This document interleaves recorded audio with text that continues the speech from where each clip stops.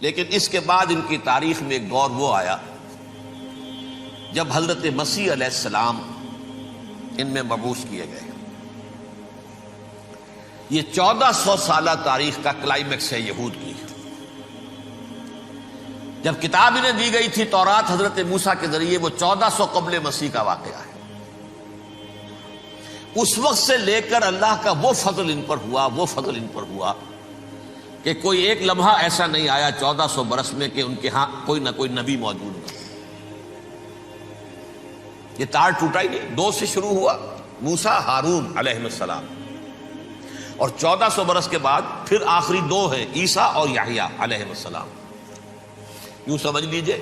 اور اس کے درمیان یہ تار ہے، اور اس تار میں کوئی ایک لمحہ ایسا نہیں آیا کہ کوئی نبی موجود ہو۔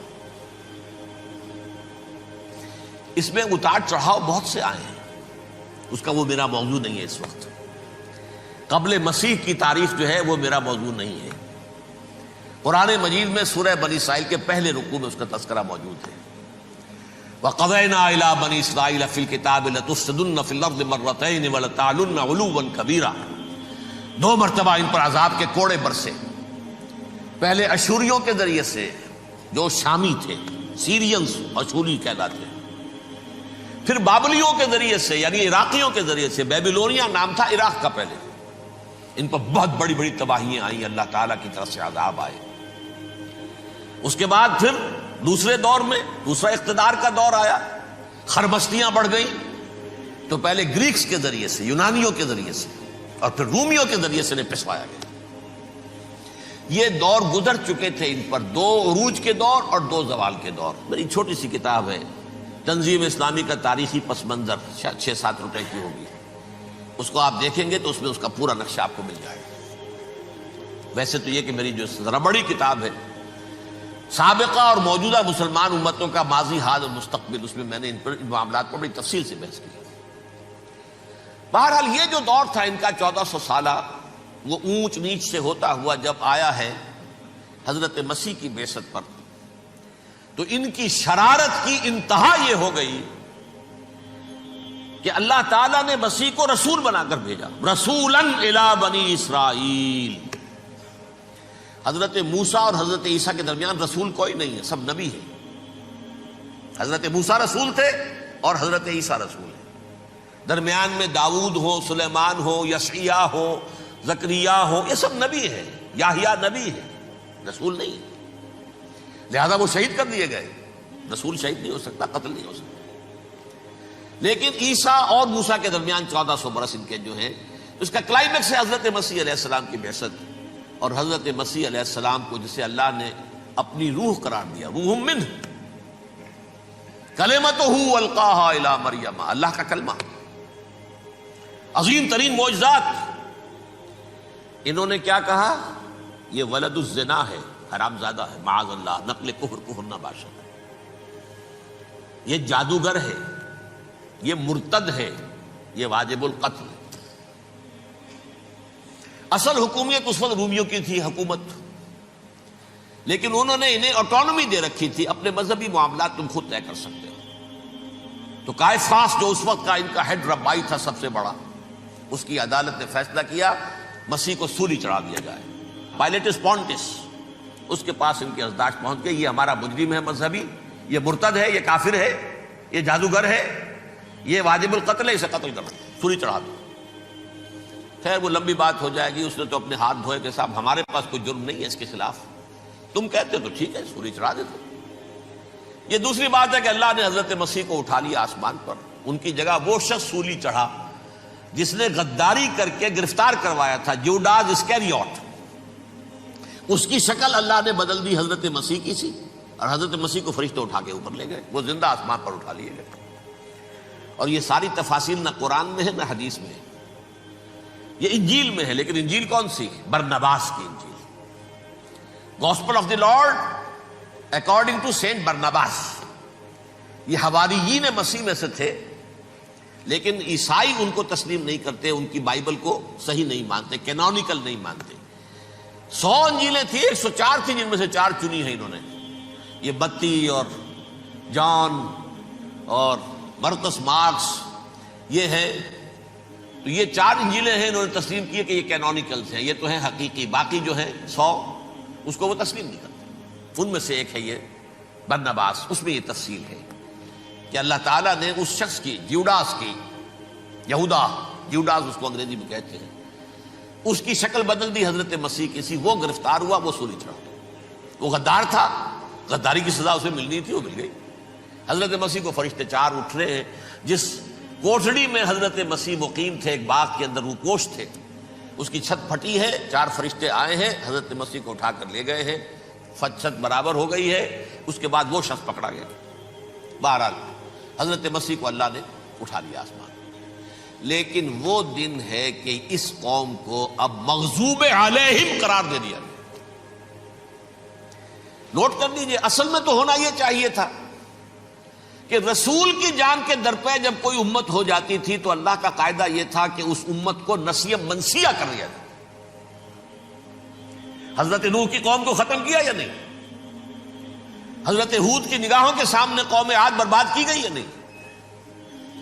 حضرت صالح کی نگاہوں کے سامنے قوم سمود برباد ہوئی؟ یہ اللہ کا قاعدہ رہا۔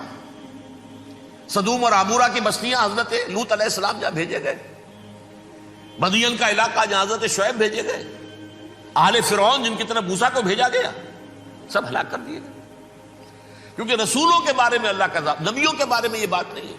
نبی آیا، اس نے دعوت دی، جس نے مان لیا اچھا کیا، اپنے لیے اچھا کیا، نہیں مانا اس کی اپنی جو ہے آپ برباد ہو گئی۔ دنیا میں کوئی فیصلہ اس کا نہیں ہوتا، لیکن رسولوں کا معاملہ یہ ہوتا ہے کہ دنیا میں وہ اللہ کی عدالت بن کر آتے ہیں، مانو گے تو بچو گے، نہیں مانو گے ہلاک ہو جاؤ۔ تو اس اعتبار سے وہ مستحق تو ہو چکے تھے اس کے کہ انہیں ہلاک کر دیا جائے۔ اب اللہ کی کوئی خصوصی مشیت ہے، اس میں کیا حکمت ہے؟ وہ ہے ایک حکمت، میں بعد میں اگر وقت ہوا تو بتاؤں گا۔ فیصلہ یہ کیا اللہ نے کہ حضرت مسیح کو تو اٹھا لیا زندہ، اور ان کی رسی ابھی مزید دراز کر دی، کہ ان کو ابھی مہلت دے دی کہ تمہیں آخری استیصال، جس کو عذاب اکبر کہتا ہے قرآن، سورہ سجدہ جو حضور ہر جمعے کی پہلی رکعت میں فجر میں پڑھتے تھے، وَلَنُذِيقَنَّهُم مِّنَ الْعَذَابِ الْأَدْنَىٰ دُونَ الْعَذَابِ الْأَكْبَرِ لَعَلَّهُمْ يَرْجِعُونَ۔ چھوٹے چھوٹے عذاب اور ایک بڑا عذاب، جبکہ قوم بالکل برباد، نسیم منسیہ، کأن لم یغنوا فیہا، ایسے ہو جائیں جیسے کوئی تھے ہی نہیں آبادیاں، لا یرا الا مساکنہم، اب ان کے مسکن نظر آتے، مکین نظر نہیں آتے۔ یہ عذاب اکبر جو ہے وہ ان پر نہیں آیا، حالانکہ وہ مستحق ہو گئے تھے اسی وقت۔ اس کو یوں سمجھیے کہ کسی شخص کو پھانسی کا حکم تو ہو جائے، ایگزیکیوشن نہیں ہوتا ہے، کئی سال گزر جاتے ہیں پڑے ہوئے، اور معاملات جو ہیں وہ چلتے رہتے ہیں۔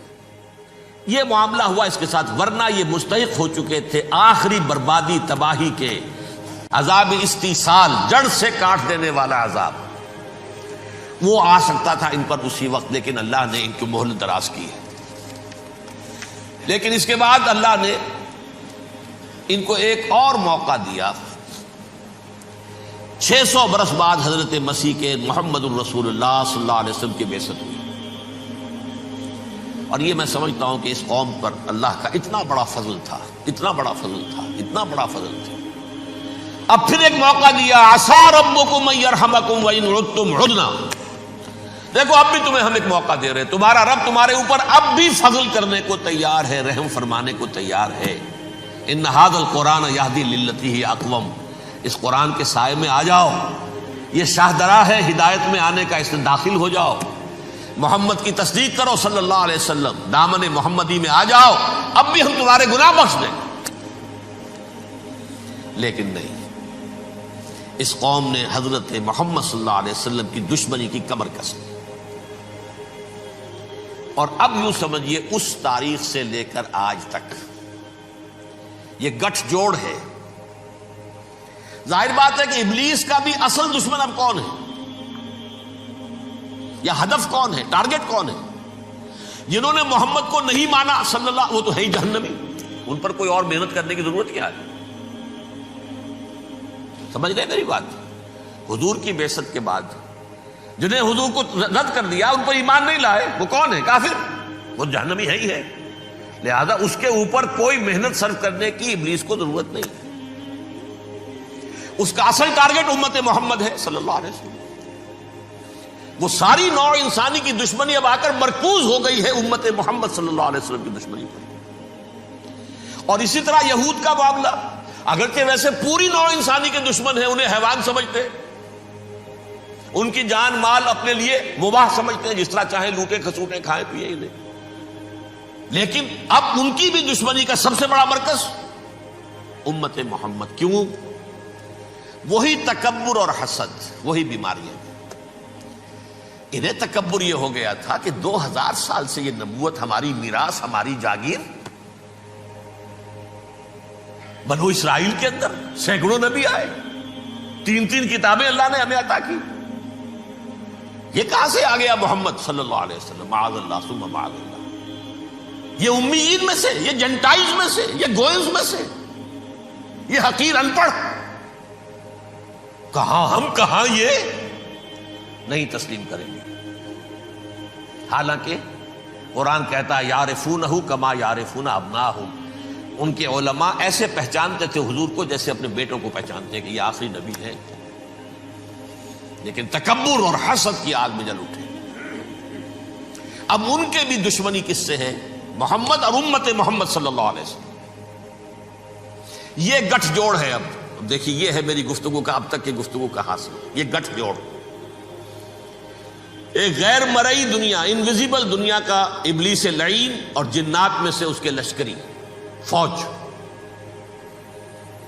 انسانوں میں سے ویسے تو اور بھی بہت جگہ اس کے ایجنٹ ہیں، مسلمانوں میں بھی ہے، لیکن بحیثیت قوم، بحیثیت مجموعی، ایک پوری قوم، ایک پوری نسل جو ہے اس کے ساتھ گٹھ جوڑ ہے. ان دونوں کی گٹھ جوڑی کے ساتھ یہ دشمن دون ہیں انسانیت کے.